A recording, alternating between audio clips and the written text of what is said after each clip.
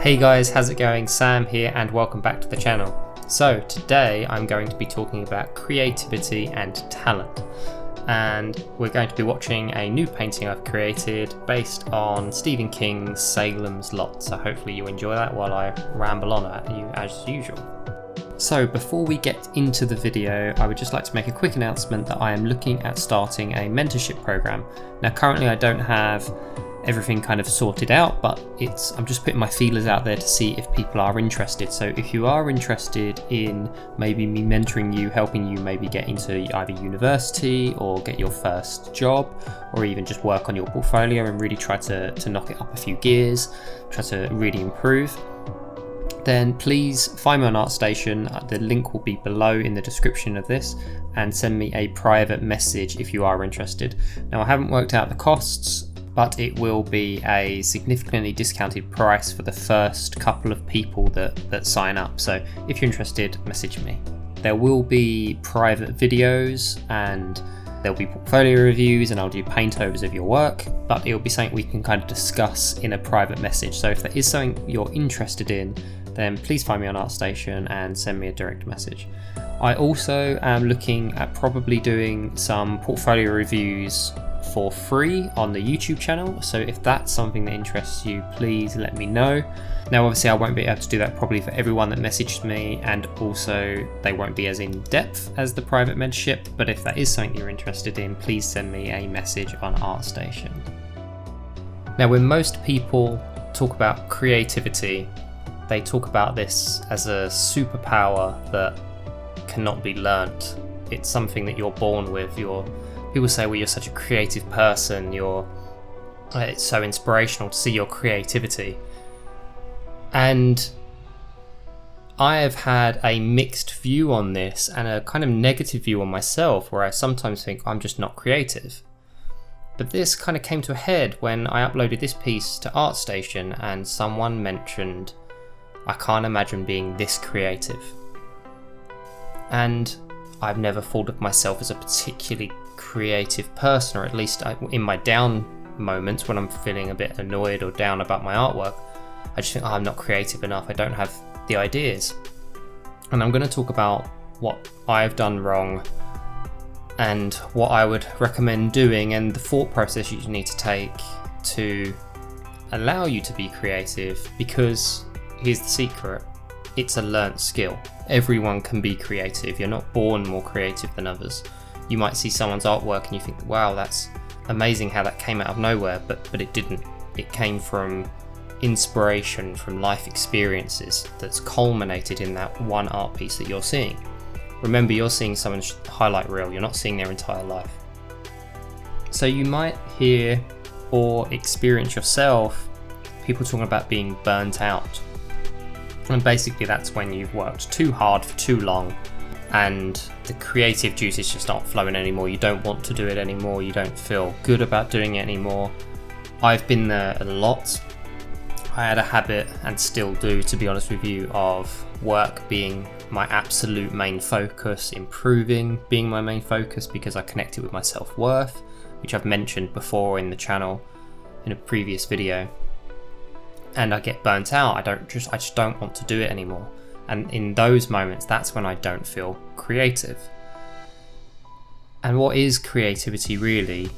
It is you taking experiences, taking knowledge, and using it in a slightly different or original direction. Or even just taking two things that already exist and combine them. And I've been through periods where I just have no ideas. I'll sit down at my computer and just have no ideas, and then the next day I'll have hundreds and I'm not really sure what one to work on.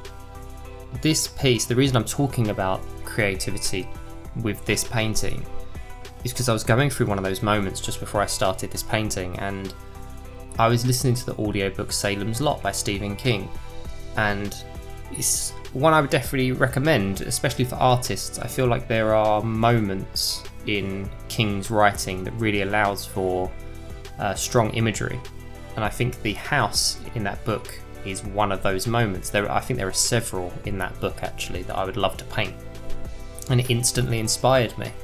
And it actually took me several months to end up painting it, and I started it and I didn't really like the composition. and I kind of came back to it and finished it off. But the initial inspiration came from a source that I didn't know was going to provide me inspiration. So the main point of this talk today that I really want to convey is, if you are sitting at home all the time, only getting inspiration from the internet, and only getting it maybe from Pinterest or ArtStation or other artists, then maybe that's where you're going wrong if you're not feeling inspired. I mean, I've spent loads of time going on ArtStation feeling like I'm inspired, but then being dragged in several different ways, and because there's no cohesion and there's no one idea, one concept, I'm inspired but I don't know what to do. Whereas if you're listening to an audiobook that's very focused on that one story and it's starting to trigger ideas in your mind, then you're obviously naturally going to be more focused. So instantly I started looking up the type of house that I wanted to use, the type of composition, type of colours. I wasn't sitting on ArtStation scrolling through loads of people's artwork going, that's nice, I'd like to produce something like that, or that's nice, that's cool, that's a cool idea. And I find that sometimes isn't that useful. So if you're definitely suffering from that, then I recommend trying to find inspiration for your art in places that is not art, essentially. Now, I mentioned at the start of this video that I would be talking about creativity and talent, and the reason I combine them both is because they're both viewed as these mythical characteristics that you are born with that you cannot obtain. When someone says you're so talented, my immediate response is no, I work hard, because I am 100% not a talented artist. Now, I do believe talent to some extent does exist. I don't believe it will make you a professional. I believe everyone needs to work at it to become a professional standard, especially how high the standards are nowadays. But some people will learn art faster and easier than others. I mean, I think that's just a fact. I am not that person. The reason I feel this strongly about it is because I know people who are those people. I grew up with a few of them, my friends at school. One of them was a natural artist. And one of my teachers, one year I was having some feedback with my parents and a teacher, and he was an awesome teacher and he really liked me, but he was a graphics design teacher. And he said to me, Sam, you're just like me, you're not talented, but it will make you a better artist. And at the time I took it almost as an insult, but the way he explained it was that certain things don't come naturally to me with art, and I think that is true. But because I've worked through them and worked at them, I have the work ethic to allow me to get better and better. Someone with a natural talent will end up stopping, and they'll stop way before they reach their true potential. So if you feel like you're not a natural artist and you're not as good, as fast as some of these other people you see online, or even people you meet in real life, just remember that it's not a race, that it's not important in the grand scale. There are enough jobs out there for everyone. You just need to keep working at it. You need to keep focused. And it's the same as creativity. They are both learned skills. Talent, when you're being told you're talented, it's because you've gained information over the years that you then apply through your artwork. And you'll find there are varying levels of it. You know, a professional artist won't look at my work and say I'm talented. One, because they know, it's almost like seeing behind the magic curtain. And two, because there are different skill levels where they might be above it.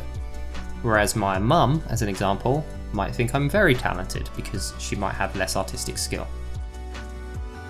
So one of the main things I want to convey in this video is breaking down bad habits and bad mindsets that causes a lot of people to go wrong, and myself being one of them.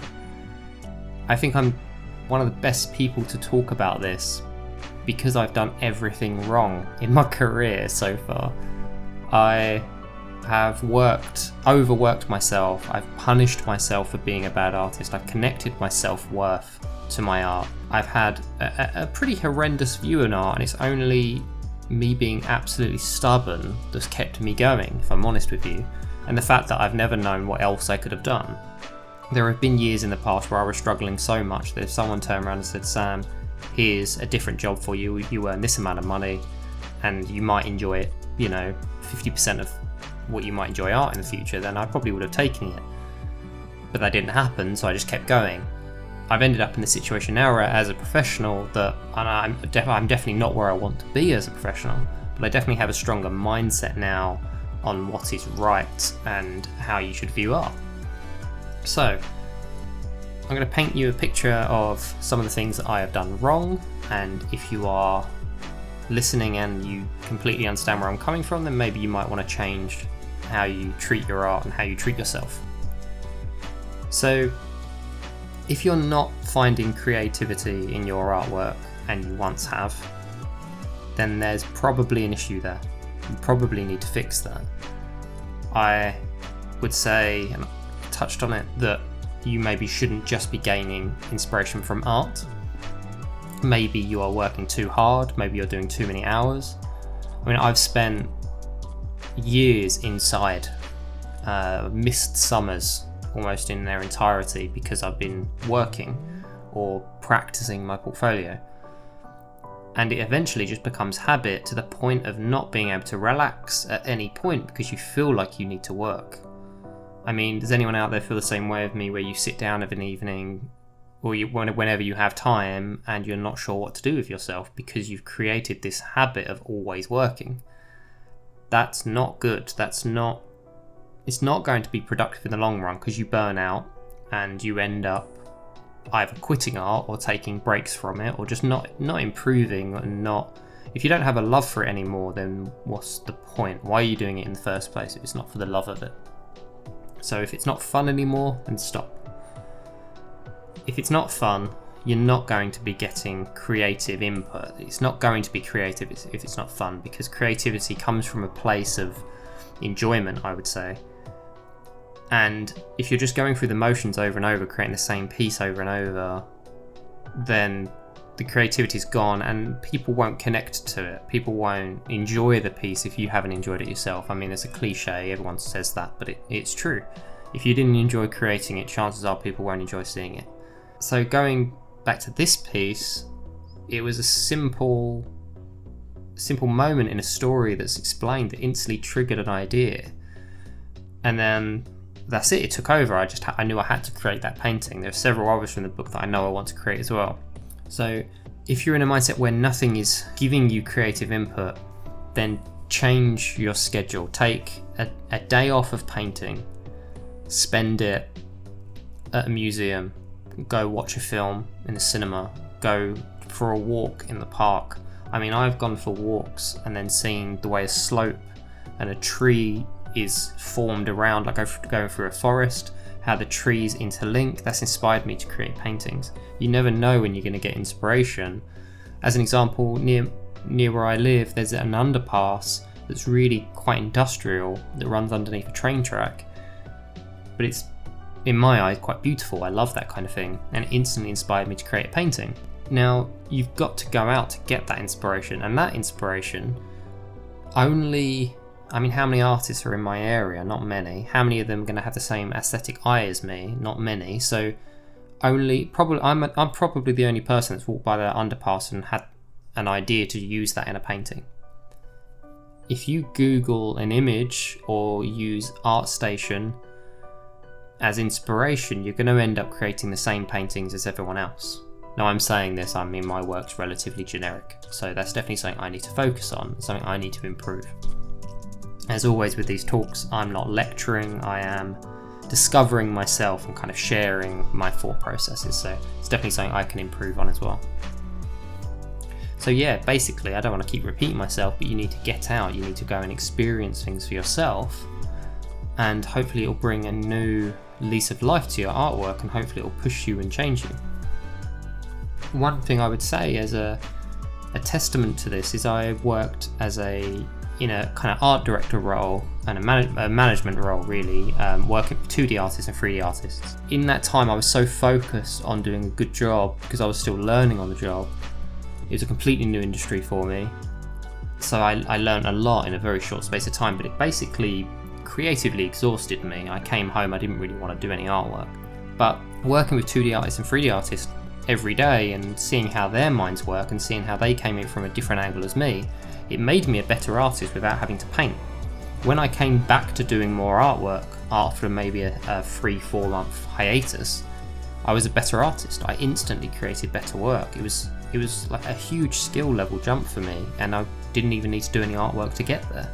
It's proof that what people call this talent and creativity of a painting is basically experience and thought processes, understanding how to get the best out of the medium you're using. If you find you're on ArtStation and you're about to sit down and work, you're looking through ArtStation to get inspiration, and then you feel overwhelmed and then you don't want to create any artwork, then stop looking at ArtStation. That's the simplest way you can view it. If you are looking at a website that you are finding overwhelming or upsetting and not productive, then stop looking at it. You need to address that at some point. You need to be able to look at other people's artwork and feel okay about looking at other people's artwork, even if they are 100 times, 1,000 times better than you. That's okay. They're a different process. You might be looking at, unfortunately with ArtStation it's global. You are looking at thousands of artists, and usually if you are seeing their work and their work is popular, it means they're very good and they're well known. Maybe you shouldn't be comparing yourself if you're not at that level yet. So if you're getting overwhelmed by the standard of artwork on ArtStation, take a breather, move away from it, find inspiration somewhere else, maybe that isn't visual.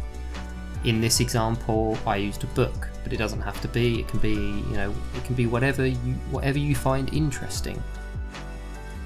The final point I want to touch on is more of a mental health kind of mindset, and that is, if you're always indoors, always sat at your computer working, that's not healthy. That's not what humans are really designed to do.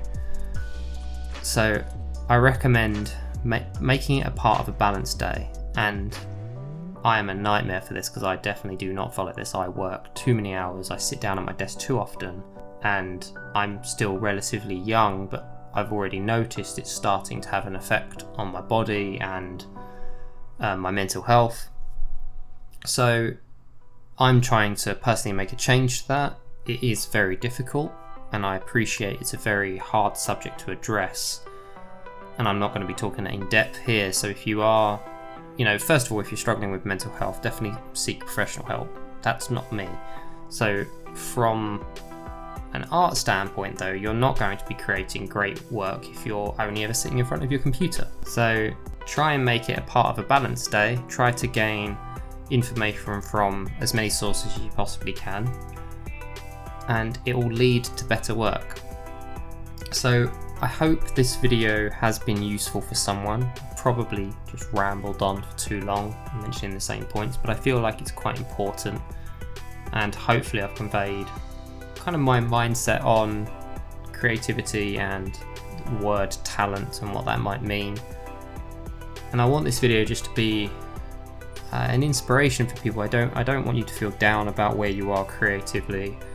I've been there a lot, and if we can get rid of that in the art world, then that would be amazing. It will never go away because people are ambitious, and with the internet now, everyone sees what everyone is creating.